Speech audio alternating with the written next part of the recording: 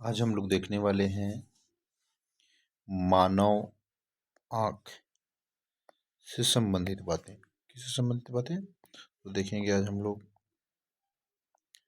मानव आँख।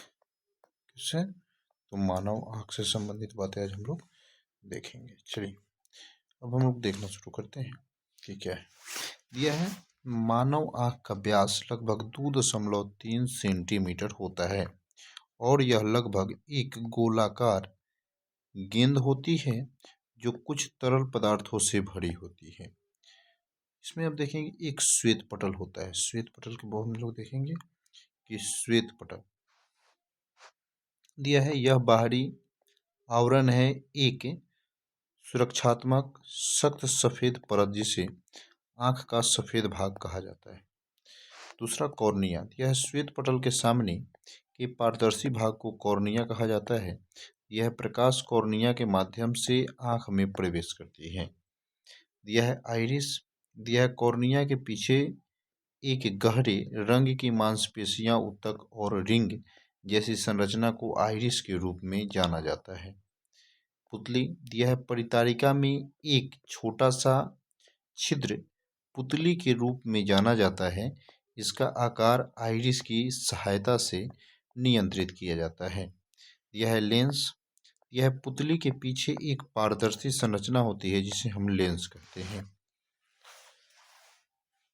अब रेटिना के बारे में हम लोग जानेंगे। रेटिना यह एक प्रकाश संवेदनशील परत है जिसमें कई तंत्रिका कोशिकाएं होती है।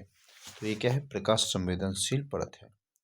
अब देखेंगे कॉर्निया और नेत्र लेंस के बीच एक नमकीन पारदर्शी द्रव भरा रहता है जिसे हम जलीय द्रव कहते हैं। इसका अपवर्तनांक 1.336 होता है। नेत्र लेंस के पीछे एक अन्य पारदर्शी द्रव होता है जिसे हम लोग कांच द्रव कहते हैं। इसका अपवर्तनांक भी 1.336 होता है।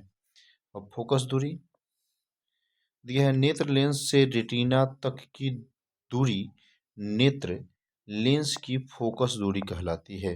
स्पष्ट दृष्टि की न्यूनतम दूरी 25 सेंटीमीटर होता है। अपवर्तन दोष, तो इससे दूरदृष्टि दोष जिसको हाइपरमेट्रोपिया कहते हैं। निकट दृष्टि जिसको हम लोग मायोपिया कहते हैं। दृष्टि वैषम्य और जरा दृष्टि दोष।